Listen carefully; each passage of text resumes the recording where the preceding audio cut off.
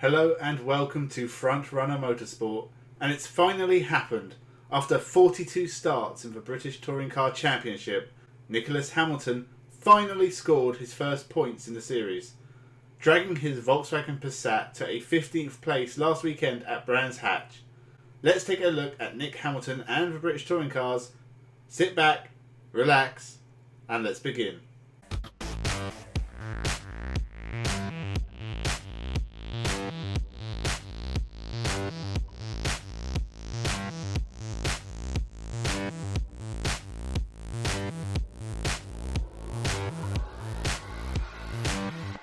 Welcome to Frontrunner Motorsport.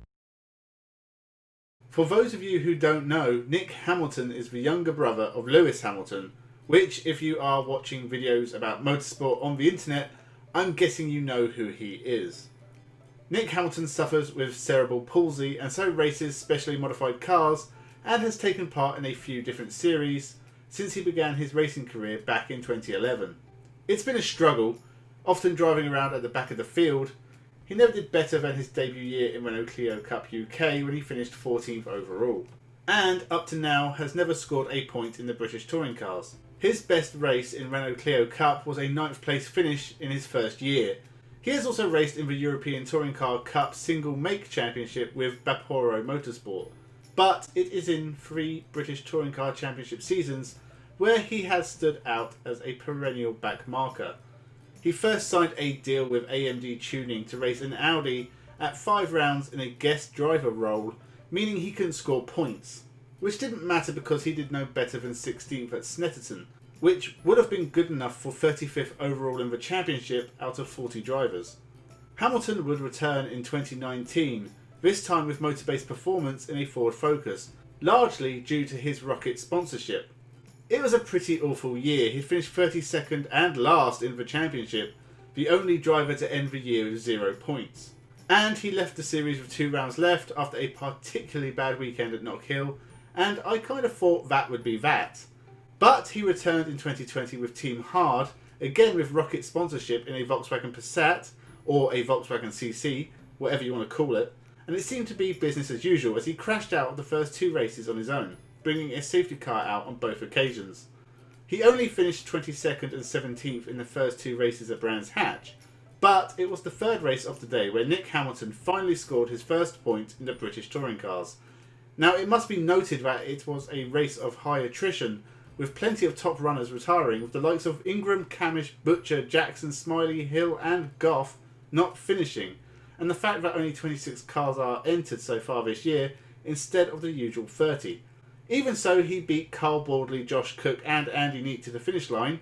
Although beating Neate is not an achievement, pretty sure Andy Neate could be beaten by an old lady in a Nissan Micra and no one would be surprised. Even so, finally scoring a point in the British Touring Cars is pretty much the level Nick Hamilton will be aiming for this year, and maybe by the end of 2020 he can score a few more, maybe even push for a top 10 finish. In a year where Colin Turkington is looking to take a 3rd championship in a row, the first time since Andy Rouse in 1983, 84 and 85, and also beating Andy Rouse's overall 4 titles won, scoring a point doesn't seem like a huge achievement. But Nick Hamilton is running with a backmarker team in a specially modified car, so it's in perspective of what is possible. This might be a massive confidence boost and Nick Hamilton could be running on the verge of the points from here on in for the rest of 2020, hopefully in races with more finishers. Although BTCC is usually chaos incarnate, so who knows what will happen.